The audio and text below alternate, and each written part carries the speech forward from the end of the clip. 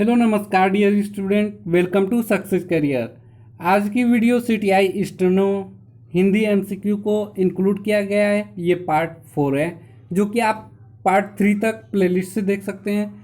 Part 3 में हमने 90 number का क्वेश्चन कराया था। लास्ट क्वेश्चन था जो कि राजदूतावास के प्रमुख अधिकारी को क्या कहते हैं, तो हमने बताया था राजदूत कहते हैं। देखिए पीडीएफ पाने के लिए आप डिस्क्रिप्शन लिंक में टेलीग्राम का लिंक दिया गया है, ज्वाइन कर सकते हैं, आपको पीडीएफ मिल जाएगी।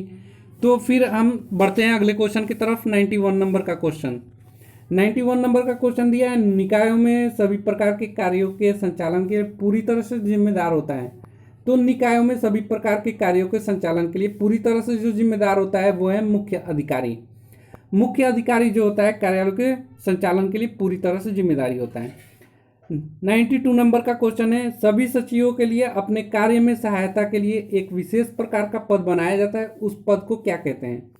तो सभी सचिवों में अपने कार्य की सहायता के लिए एक विशेष प्रकार का पद बनाया जाता है, उसे हम कहते हैं निजी सचिव, निजी सहायक, व्यक्ति सहायक, यानी कि उपरोक्त सभी पद कहते हैं। नेक्स्ट क्वेश्चन है 93 नंबर, किसी संगठन में कौन सा प्रमुख विभाग होता है। तो किसी संगठन में प्रमुख विभाग जो होता है उत्पादन, प्रशासनिक एवं लेखा विभाग, क्रय एवं विक्रय विभाग, ये सभी संगठन में प्रमुख विभाग होते हैं। 94 नंबर का क्वेश्चन है, इन कार्यालयों में विशेष शिक्षा जरूरत है, हॉस्पिटल, अदालत, यानी कि दोनों, इनमें से कोई नहीं। तो कार्यालयों में विशेष शिक्षा की जरूरत होती है हॉस्पिटल और अदालत की, उसी को हम प्रदान करते हैं। नेक्स्ट क्वेश्चन है 95 नंबर का क्वेश्चन, कार्यालय में प्रयोग होने वाली मशीनों को क्या कारण है। तो कार्यालय में प्रयोग होने वाली मशीनों के कारण है श्रम एवं समय की बचत, कार्यालय के ऊपरी खर्चों में कमी, कार्य की उत्पादन में बढ़ोतरी, ये सभी की जरूरत कार्यालय में प्रयोग होने वाली मशीनों के कारण है। सभी लोग सोचते हैं कि श्रम एवं समय की बचत हो, कार्यालय के ऊपरी खर्चों में कमी हो और कार्य की उत्पादन की बढ़ोतरी हो, तो इसलिए मशीनों का प्रयोग किया जाता है। नेक्स्ट क्वेश्चन है 96 नंबर, कार्यालय में मशीनों का एक दोष है, क्या दोष है बताइए।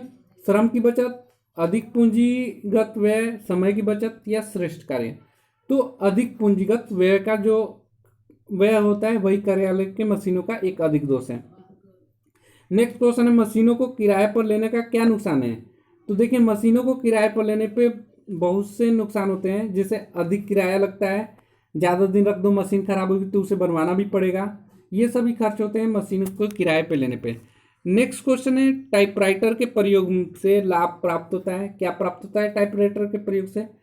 तो हस्तलेखन की अपेक्षा दुगुनी गति से कार्य होता है टाइपराइटर के माध्यम से, शीघ्रता एवं सुंदरता के कार्य होते हैं और पढ़ने वाले पर अच्छा प्रभाव पड़ता है। ये दिए गए सभी ऑप्शन सही है, टाइपराइटर के प्रयोग के लाभ हैं। नेक्स्ट है 99 नंबर, 99 का नंबर का क्वेश्चन, टाइपराइटर का उद्देश्य है, यानी कि टाइपराइटर का क्या उद्देश्य है।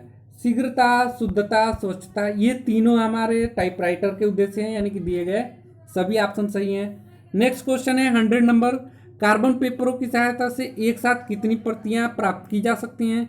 तो देखिए कार्बन पेपर की सहायता से टोटल कितनी प्रतियां, 8 से 10 प्रतियां प्राप्त की जा सकती हैं।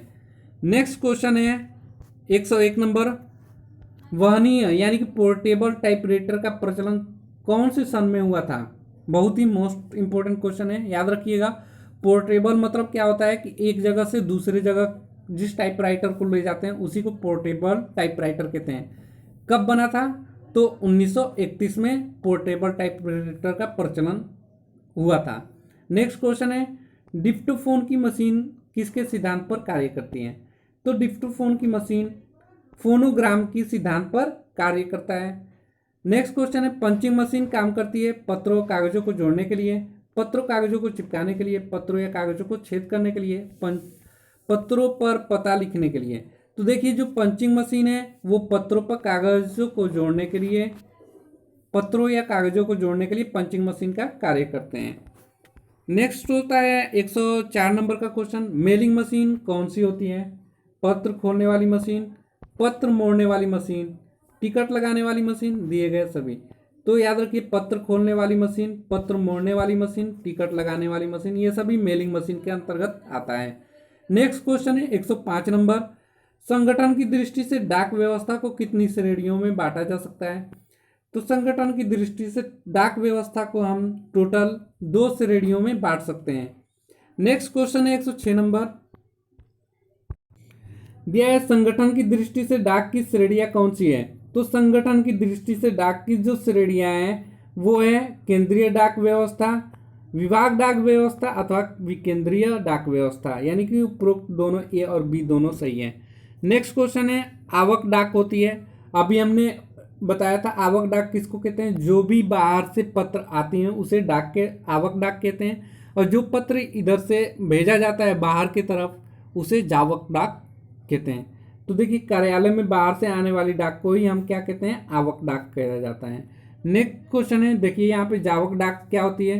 तो जावक डाक कार्यालय से बाहर जाने वाली डाक जो होती है जावक डाक कहलाता है। तो दोनों ही मोस्ट इंपोर्टेंट है, याद रखिएगा। आवक मीन्स आने वाला और जावक मतलब कार्यालय से बाहर जाने वाला। तो दोनों ही इंपोर्टेंट क्वेश्चन है, बहुत ईजी भी है, याद रखिएगा।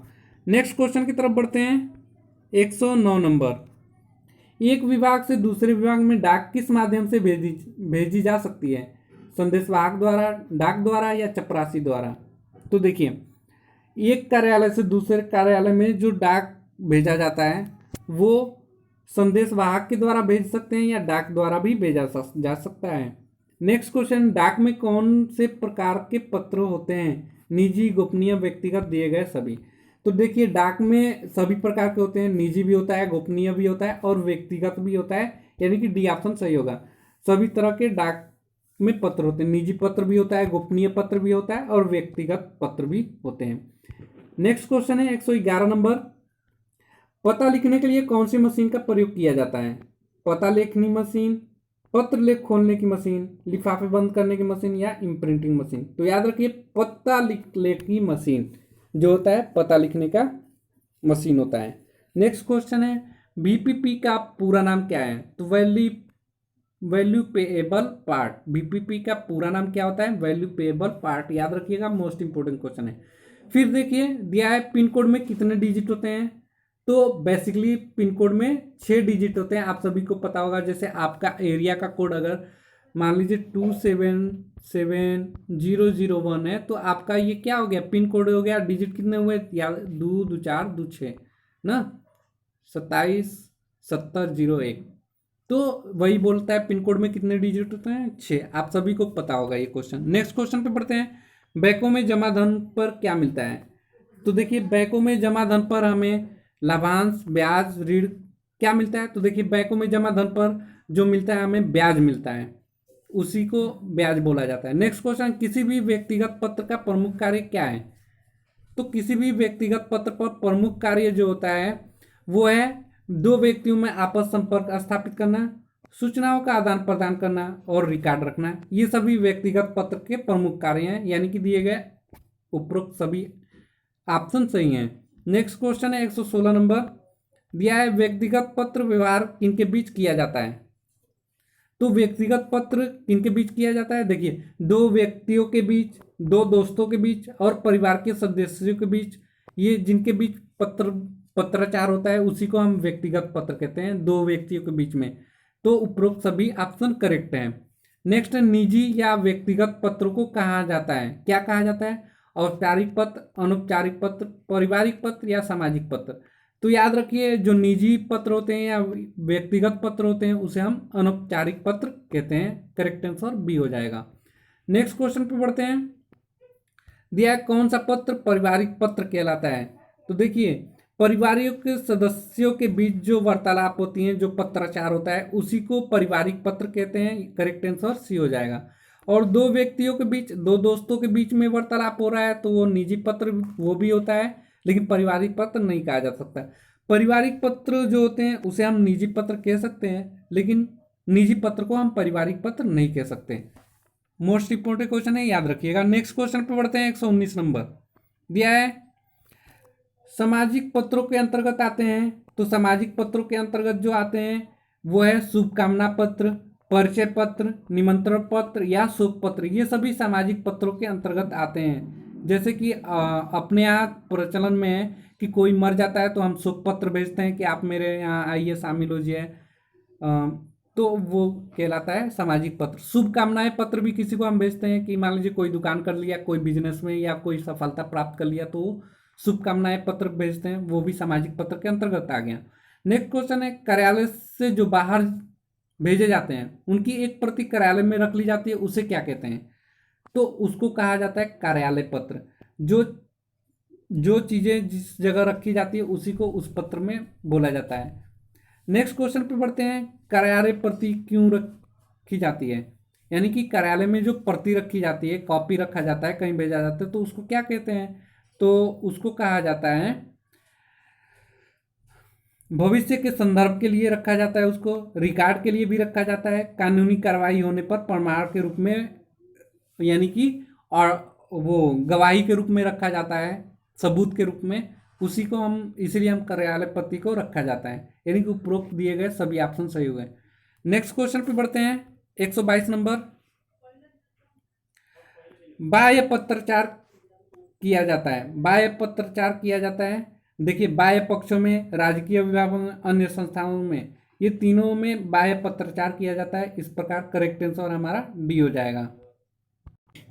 नेक्स्ट क्वेश्चन है, यह आवेदन पत्र का प्रकार है, बिजली कनेक्शन, नौकरी, अवकाश, दिए गए सभी। तो आवेदन पत्र के प्रकार सभी हैं इसमें, बिजली कनेक्शन, नौकरी, अवकाश, ये सभी क्या है? आवेदन पत्र के प्रकार हैं। फिर आपको सामाजिक पत्र कितने प्रकार के होते हैं? तो सामाजिक पत्र जो होते हैं आपका टोटल 4 प्रकार का होते हैं, याद रखिएगा। 125 नंबर का क्वेश्चन, कार्यालय में छुट्टी लेने के कौन सा पत्र लिखा जाता है? तो कार्यालय में छुट्टी लेने के लिए अवकाश पत्र लिखा जाता है, अवकाश के लिए पत्र लिखा जाता है, उसी को हम क्या बोलते हैं? कार्यालय में छुट्टी लेने के लिए पत्र, यानी कि अवकाश पत्र। इस प्रकार हम इस वीडियो में आपको टोटल 45 क्वेश्चन कराया। टोटल 125 क्वेश्चन मैं करा चुका हूं, आप वीडियो प्लेलिस्ट में जाके देख सकते हैं। प्लेलिस्ट में आपको सारे वीडियो एक एक करके मिल जाएंगे, सारे क्वेश्चन इंपॉर्टेंट है आपके एग्जाम के लिए। Okay, thanks for watching this videos. Channel पे नए होंगे तो सब्सक्राइब कर लीजिए। बाय बाय, टाटा दोस्तों।